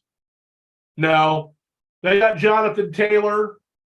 Even though he was injured a little bit, he's only in like his 3rd year. No, that's what I'm saying is because you got Henry at 30, starting to show his wear and tear of how much he's been used. I'm not saying they're definitely not going to trade him in division. That's just ridiculous. Oh, that's true. I just know the Colts have a huge gap in the price and the salary cap. They can afford it. And they probably could give a little bit more back and trade wise. I just thought it'd be kind of crazy. Because I know they're going to need a probably rookie QB. Can you imagine having Taylor as your starting back and then Henry as your 3rd down back, rotation back? You keep both of them boys healthy. They would definitely help a rookie receiver, but I think they would have to probably overpay for that trade just because, like you mentioned, they're in the same division. Well, we're running a little short here tonight on subjects. Guys, if you'll text us a comment about something you'd like us to talk about, we'd love to talk about it for a few more minutes here. We got about 17 minutes to fill. We usually do about a 2-hour podcast. And my ass doesn't hurt yet, so we're doing good. There's always what's another team you think could you possibly see maybe Seattle taking a run at Henry? No, they found their running back in Kenneth Walker. And then they still got DJ Dallas. They're probably going to let Chris Carson walk in free agency. That's a team I think is set at running back. Ron thinks that there's a chance you lose Williams, running back. I've seen earlier in the comments that they thought that Arizona was flirting with him, and he may want to go there if they're going to pay him. I think they're happy with James Conner, but maybe they want to have a 2-headed monster. Oh, there's a rumor that Cincinnati's going to make a run at Williams. I've heard this. I don't know why. I mean, other than Mixon may be in trouble. I don't know if he's in legal trouble or not. Well, I know I shared some stuff about that this week. They've got Samaje Perine, and between the two of them, they did really well this year. I think it's probably the Nixon situation because I heard he pulled a gun out on a girl, supposedly those charges got dropped, but I guess some point last week, somebody did something on his walked on his grass or something, and he supposedly came out of the house shooting his gun off in the air or something like that. The cops were called. So I'm not sure what's going on with him, but it could be that could be Cincinnati might be looking for a plan B. All right, you're the Lions fan. Joey wants to know who you think the Lions are going to draft or who you pulling for. Me personally, I think we go defense. I think we go defensive end. There's a couple of them that are projected to go pretty high, and honestly, I just want to take the best one available. So I'm kind of cool with it. With whoever they pick, I'm okay with the linebacker. I think we could wait on a cornerback till later round, but I wouldn't be surprised if we take a cornerback with the first pick, and I wouldn't be surprised if we don't trade that sixth pick. That's still a possibility as well. So I'm just trying to wait and see if anything kind of comes up in the next couple of weeks. After free agency dies down here a little bit to see if I can see where they go. But I think overall they go defense with the first pick. Whatever we do, which I'm okay with. Ron I'm okay thinks with- that if you lose Williams, that you draft Bijan Robinson. Would you Oh, be for all sure. right with that? If we lose Williams and don't sign any running backs in free agency, I would be happy. I think if we use a sixth pick on a running back. I think you would sign a running back in free agency. Sure. There's a lot of them out there. Yeah, I'm not sure. I He mean- said he wanted to stay. I think he's staying, but he wants to drive his price up a little bit. And this is why you go out there and you're like, oh, I'm talking to Arizona. I'm talking to this team over here. You know, everybody does that. I think he's going to stay. Is just my problem is Detroit's animate. You know, Holmes is animate on doing the Kansas City way per se. You know, working through the draft and keeping on young contracts and not overpaying players. So I feel like Williams knows that if he comes back, it's going to be on a reasonable deal, and he's not going to have access to this big contract. So that's what I'm worried about. I'm worried about a team like Cincinnati that's worried about Nixon not being there next year, and they're trying to, make the push for this, to make it to the Super Bowl again. I worry about teams like that might offer Williams more money and intrigue him to say, you know what, I'm going to go over here and take this bigger contract. Because you can't blame the guy for doing that. I mean, we were the first team that truly gave him as amount of touches that he's got in the last 2 years. Yeah. Well, in Green Bay, he was pretty much, just a rotation back. Yeah. So, if he wants to, go try to make the big bucks, I hate to say this is a year for him to do that. Well, listen, we're going to find But out. I think We're going to find out as early as tomorrow. Next Sunday we're going to have the Sunday night spectacular again. Going to be a lot of free agency news. I'm sure there'll be some trades. We'll find out about Aaron Rodgers by then, I hope. But once things start to fall into place, we'll be getting closer and closer to the draft. And again, we want to sign people up. How it's going to work is super easy. Okay. One of us is going to get in contact with the people that have signed up, and we'll tell you what position your team is in, who has already been drafted, who's available in the certain positions that you might be looking for. You tell us who you're taking. We'll write it down or we'll input it into what we're doing. And then after all of those have been done, we're going to do that part offline. And then when we have the broadcast, then we'll announce the draft, how it went, who took who. It'll be our mock draft coming up. So please try and sign up. I think it's going to be a lot of fun. You can pick whoever you want for whichever team you're rooting for. And if your team's taken and you want to draft for somebody else, we can do that too. But it's a first come, first serve. And we appreciate you guys playing along. It'll be a lot of fun. Yes, I'm really excited for it. I'm kind of curious and seeing how much we can get all 32 fans in here and then do it. And then I'm excited because, like I said, I never did one of these. I've always wanted to get into to do this, so I'm really excited to see how it turns out.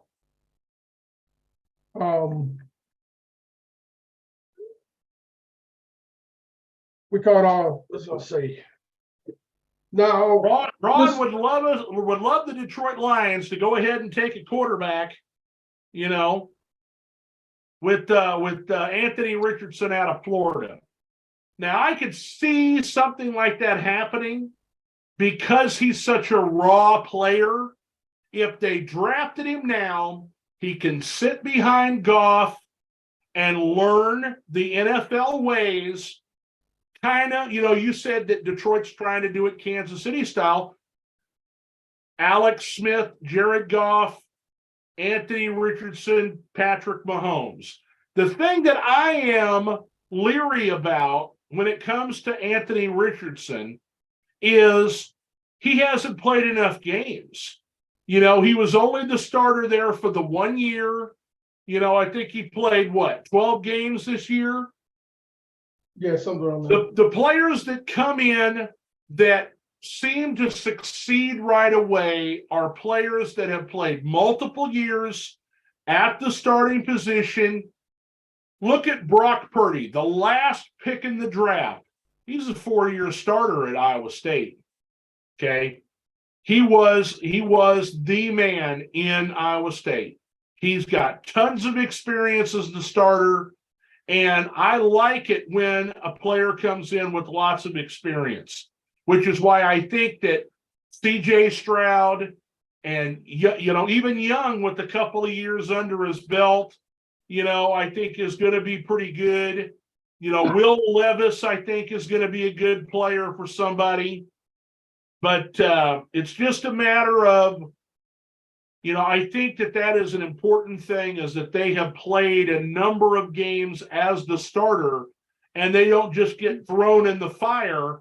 That's what happened to Trubisky in Chicago. He played 1 season as a starter in North Carolina. They drafted him, and 3 games in, they threw him in the fire. And I think it just kind of ruined him because he hadn't learned how to read defenses.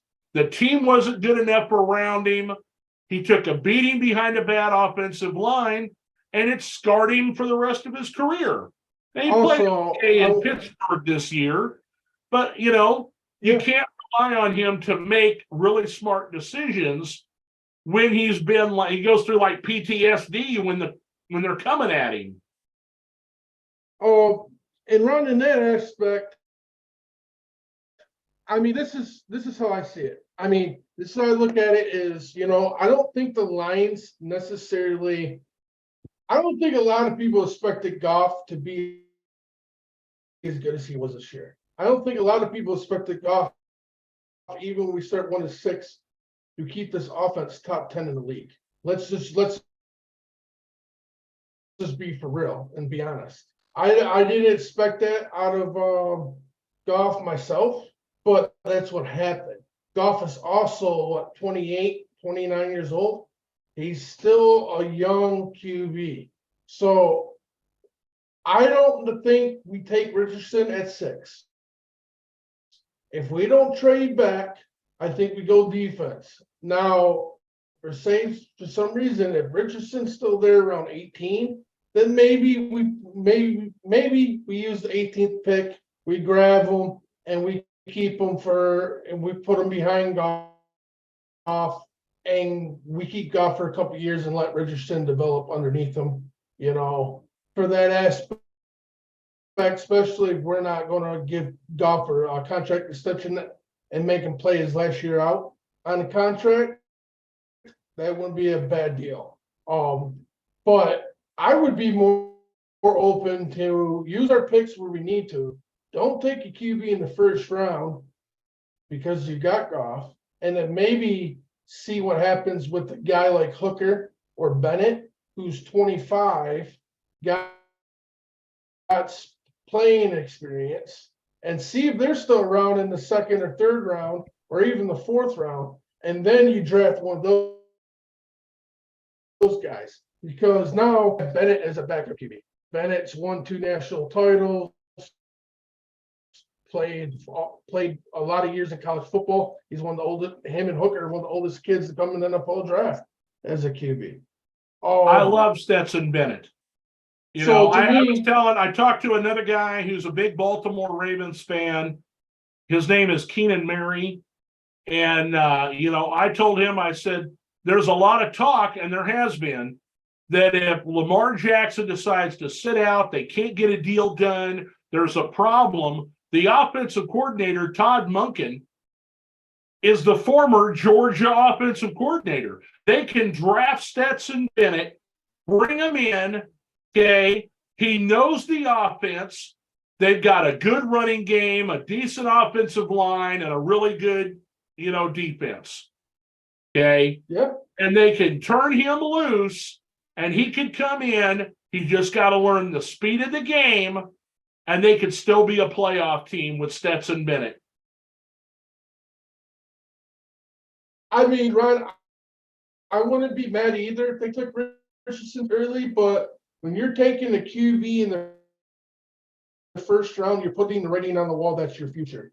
And that, like, not in the first round. They get him in the third, the fourth, the fifth round. Yeah, they don't have to take him in the first because nobody else is going to take him in the first round. Okay. I mean, yeah, if Richardson's for sure they're around third and fourth round, then there's no question. I wouldn't be mad. I'd be right with you, Ron.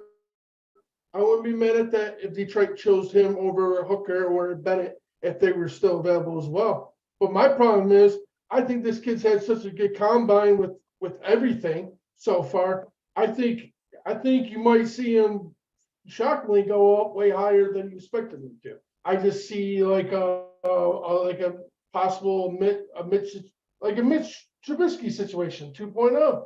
He goes to have a good combine and somehow he's boom, one of the first QBs off the board. I don't really necessarily say he'd go over first overall. I did say, earlier in the show that Carolina might shock the world and take him just because I believe he got the built of a Cam Newton, especially if he could be successful in the league. But no, if he's for sure they're around third, fourth round and the Lions take him, then yeah, I'm not gonna be mad at that one bit. I think that'd be a smart investment at that point.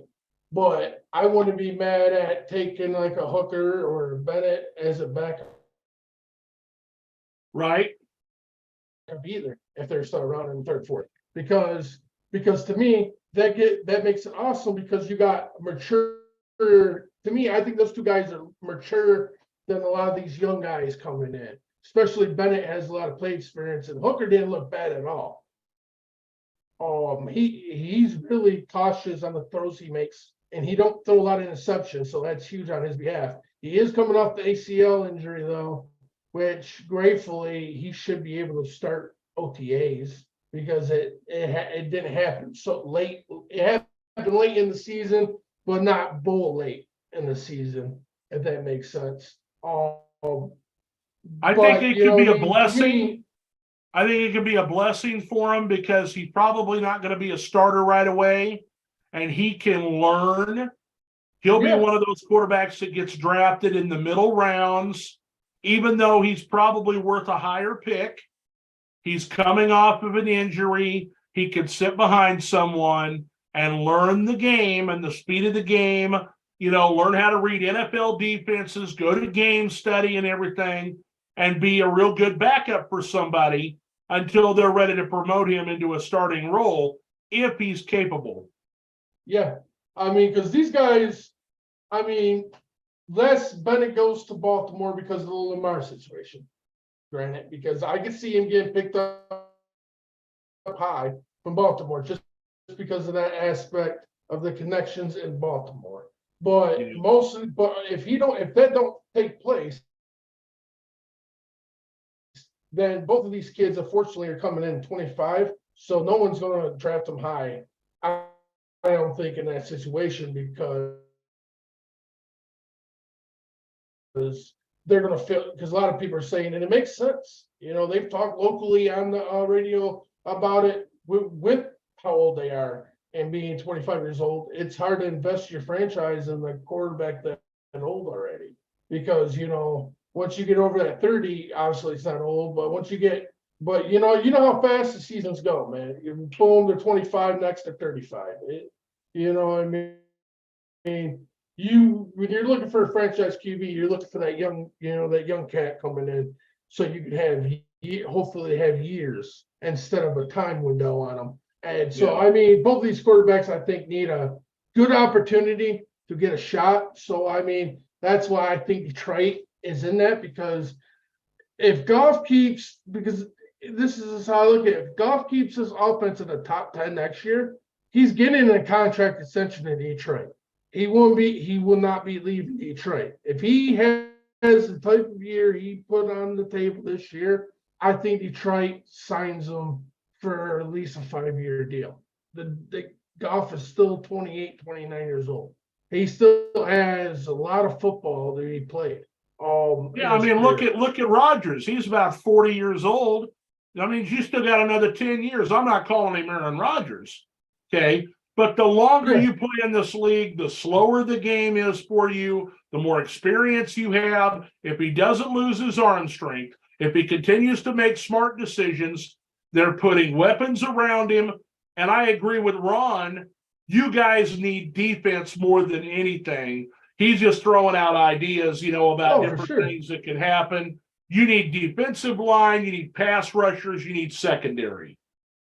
Yeah. Honestly, I think you're going to see the Lions maybe target a backup QB, a QB that's has had ups and downs but can consistently play. I think they might try to find it, but within the next couple of days, to be honest. And that'll tell you a lot, because I think right now, going into the North, going into the season, Detroit's still the team to beat in the North. I think that's how the season's outlining. I mean, it could be all different depending on how free agent and offseason goes, of course. But I think Detroit has a legit chance at a division in the playoffs. So I think that's, do we want to draft a QB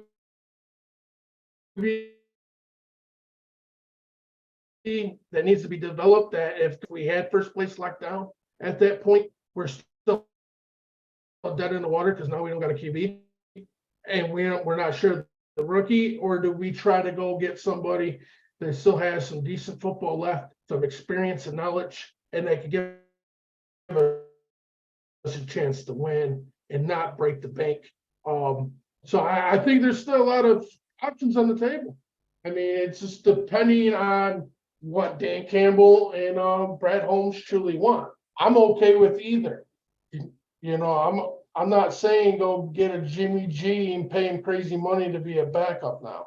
I'm not saying one thing that we just talked about him and all. If you think you can only get a few more years out of Jared Goff, but you want to develop somebody behind him, that might be a good spot for Hendon Hooker. You don't have to worry about him playing at all this year because you got Goff unless he gets injured, and in a couple of years he'll be ready to play. That's what I'm saying. If that's the route they want to get, I won't be mad, because Hooker could learn, develop, get a grip to the game, and then when it's time to after, and then we could still keep Goff for another 5 years and keep Hooker.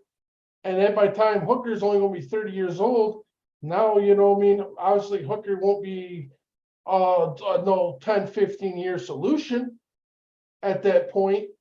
But, next time we have to go, you get a young QB and start rebuilding that aspect of the QB, we would have somebody that we might not have to jump the gun on doing. We would have somebody who could maybe play a couple years as a starting QB, still to give us a chance at playoffs and all that, and the division titles, and Hooker as well. And then you draft a QB behind him. And then when he's developed, and then by the time when Hooker's done, time's gone in Detroit, you got a fresh QB ready to take the reins as a franchise QB. You have that option. I do like that option because if you listen clearly, that's a hell of a QB cycle right there. I'm not saying it's going to work out that way either, because no one can predict the future, but it sounds pretty smart on paper. But it's just options. But I think it really depends on this backup QB market, because Brad Holmes has been adamant that he's not getting in bed with bad contracts. He's not overpaying anybody. You don't care who they are. He's made it clear. They don't care if it's the best free agent. He's not going to overpay for you. And I like that as a GM. So, if we want to go draft a rookie backup for Goff, in just case, stuff don't go off with Goff, or, go further than this with Goff, you're not going to hear no complaints from me. That's for sure. I'm going in this whole off season. I'm going in tomorrow, Tuesday, Wednesday to the draft, confident that my GM and coach are going to make the right decisions. They showed me last year, even when they looked like both of them might be fired and they didn't know what they're doing, they showed us real quick that it was just a couple bumps in the road, and that wasn't the true team, because midway in the season they showed us the true colors. And I think this year going to off season is going to be very well interesting.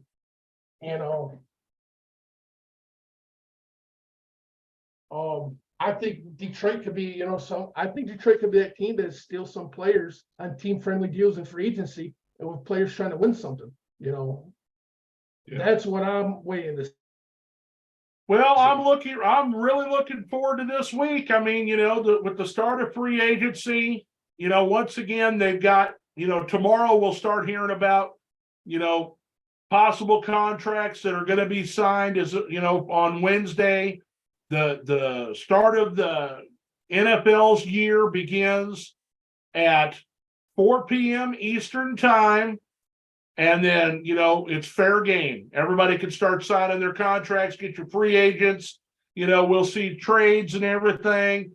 And so everybody out there, be sure to join us again next Sunday for the Sunday Spectacular. We'll go through all the signings, everything that's happened. We'll try to get everybody signed up for our upcoming 4th&Goal Sports mock draft right here. Looking forward to it, brother. Me too. Thank you guys for tuning in tonight. It's been a great show. I had fun like always, David. I love this Sunday Spectacular show. It's just going to get better. Every week we're going to come up with something, and we're going to make this broadcast one that you don't want to miss. So until next Sunday, we'll see you guys again. He's Chris Sarah. I'm David Llewellyn. Have a good night. All right, David. Have a good one. Good night, everybody. Thank you guys for tuning in. Later.